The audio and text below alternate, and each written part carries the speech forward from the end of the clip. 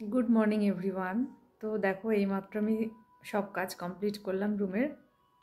স্নান হয়ে গেছে, পুজো সব কমপ্লিট হয়ে গেছে। তো পুজো আজকে ও করে দিয়ে গেছে, বললো যে আমার হয়ে গেছে, তাড়াতাড়ি আমি করে দিচ্ছি। তো সকালবেলা এখন কি টিফিন করছি তোমাদের দেখাচ্ছি। দেখো, এটা হচ্ছে চিল্লা বানিয়েছি আর এটা আলুর তরকারি।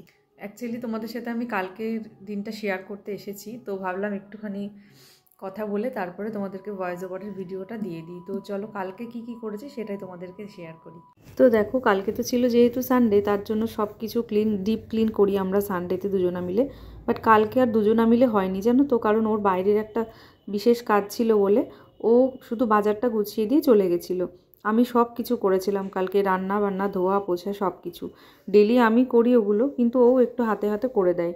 বাট কালকে আমি পুরোটাই একা করেছিলাম, একটু কষ্ট হয়েছিল। তার জন্য খেতে খেতে সেই 5টা বেজে গেছিলো। তো আমার আর যেতে ইচ্ছে করছিল না, বাট ও বললো চলো, অনেক দিন ধরে ভাবছি যাবো যাবো, হয় না, যাই। তো দেখো, জায়গাটা কিন্তু খুবই সুন্দর, মানে বাইরেটা এত সুন্দর খোলামেলা, অনেকটা স্পেস মোট কথা। এবার স্পেস বেশি হলে সেখানে তো মানুষ হেঁটে চলে খেয়ে দিয়ে শান্তিই পাবে।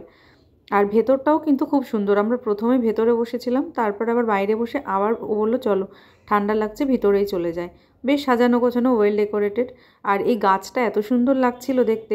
বাট শেষমেশ ওখানটায় বসে আমার আর একটা ছবি তোলা হয়নি, ভুলেই গিয়েছি। তো খাবারটাও কিন্তু খুব ভালো ছিল ওদের। আমরা প্রথমে ফিশ ফিঙ্গার নিয়েছিলাম, তারপরে মিক্সড ফ্রাইড রাইস আর মটন কষা। তারপরে বাইরে চলে আসলাম, রিসেপশনের জায়গাটাও খুব সুন্দর ছিল। আমরা বাইরে এসে অনেকক্ষণই টাইম কাটিয়েছিলাম, জানো তো, ভিডিও করছিলাম, ছবি তুলছিলাম, আর দুজনে মিলে অনেকক্ষণ বেশ গল্প করলাম। অনেক দিন পরে না সানডেটা খুব ভালো করে কাটালাম, কারণ আমরা তো একটুও টাইম পাই না কাজের চাপে, আর ও আমার সাথে কথা বলারই সময় পায় না। এক এক সময় খুব খারাপও লাগে, বাট মনে হয় কাজটা তো করতেই হবে। তো চলো, ভিডিওটা কেমন লাগলো জানিও। টাটা।